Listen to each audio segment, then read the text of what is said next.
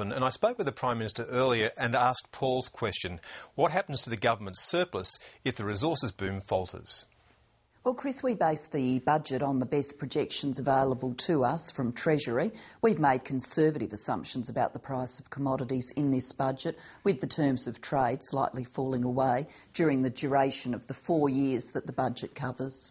In the 2007 election, Kevin Rudd liked to say quite a lot, well, are you planning for the end of the mining boom? It was a question he was asking of the Howard government. Are you planning for the end of the mining boom? Well, certainly we believe that this mining boom Mark II, will last for some period of time. This is a very special opportunity for our nation to make a difference, particularly to long-term disadvantage in getting more people into the workforce. Now, one of our panellists, Sarah, says that freezing family benefits payments puts $2 billion back in the pockets of government, but of course then takes $2 billion out of the pockets of families. Is that a fair comment? Well, I'm not sure what income level Sarah is on, but let's be very clear here. Family payments received by people are going up in the next financial year. If you are receiving a payment for your child now, that rate of payment will go up. We have paused indexation of the income thresholds. That's obviously affecting a limited number of people at the upper end.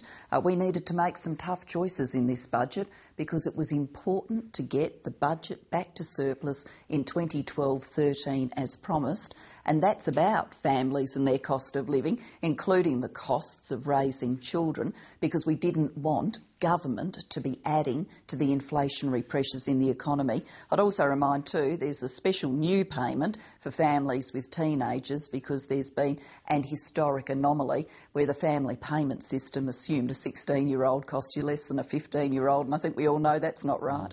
Back in 2007, you made much too of kitchen table economics and cost of living arguments rather than large economic arguments. Are you sorry that you did that now? Because it seems that everyone believes that they deserve some sort of handout from government.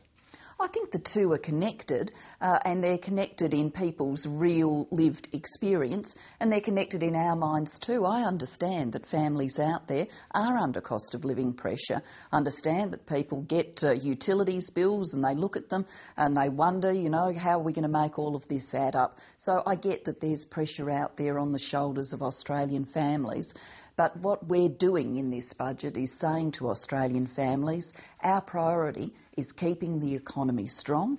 In order to do that, we do need to bring the budget back to surplus. That's, about not adding to inflationary pressures, which would worsen those cost of living pressures for Australian families. But it's also about spreading opportunity, and families want an opportunity.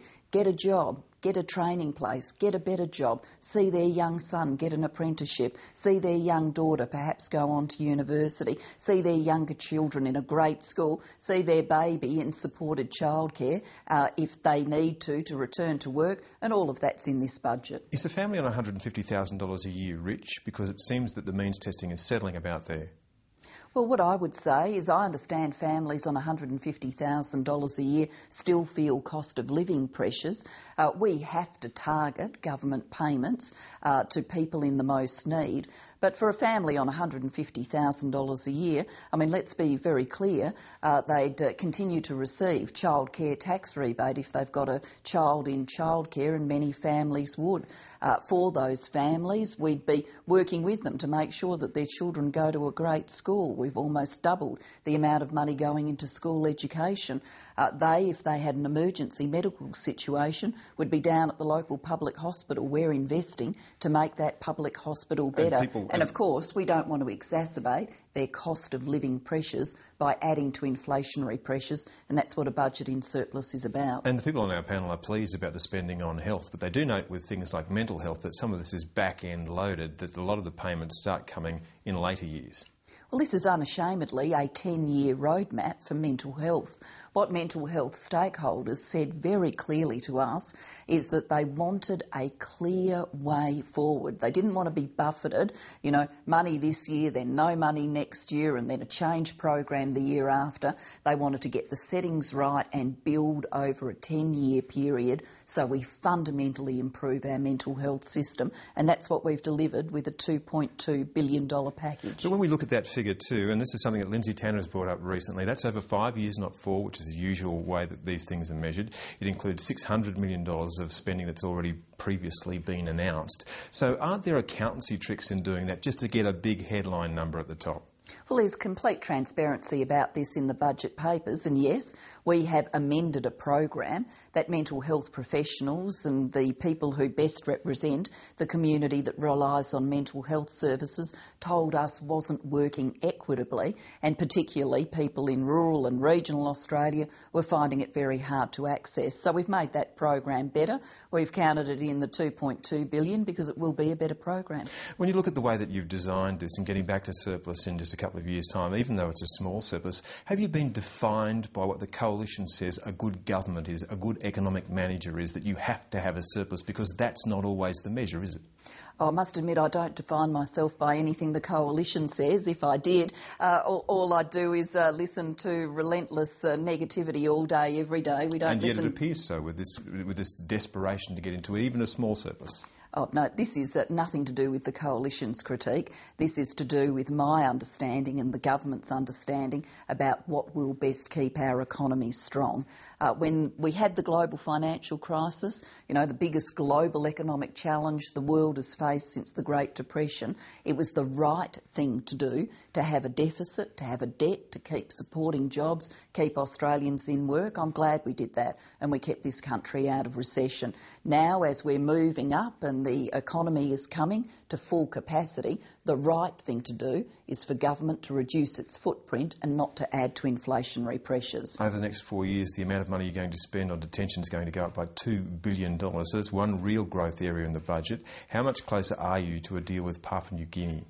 Well, we are continuing to have constructive discussions with PNG, and on the weekend that's just passed, I released my joint statement with the Prime Minister of Malaysia about an innovative transfer agreement working under the regional framework that was agreed by all countries in the region at the Bali process. So we will continue to work on this. The Malaysian agreement that Prime Minister Najib and I have said we will enter is one that would take away from people smugglers the very product that they sell, which is a passage to Australia and entry into our processing system. Yeah, and so in that you're admitting that there are pull factors and that they have risen since you came to government. So doesn't that show that your first attempts at this were abject policy failures, that you contributed to the rise in number of boat people? Well, I'm going to disappoint you, Chris, by not agreeing with the premise of your question. We believe that there are push factors around the world, things that get people on the move. Look at Sri Lanka. We were seeing numbers of people come from Sri Lanka, aftermath of civil war. Now, of course, it's stabilising and numbers have gone down. So people getting pushed by events around the world. And they were being pulled by Australia. Well, I'm not agreeing with that. That might be your analysis, Chris, but it's not mine. So why the change of policy? Well, but my analysis is we need to send a very strong signal to people smugglers and to the people that they try to ply into boats and sell their product to, that if you say people smuggler says to you, I can get you to Australia, if you process there you'll get resettled in Australia. Well, that's not true, because there's a risk, a real risk, that you'll end up in Malaysia at the back of the queue. Prime Minister, thank you. Thank you.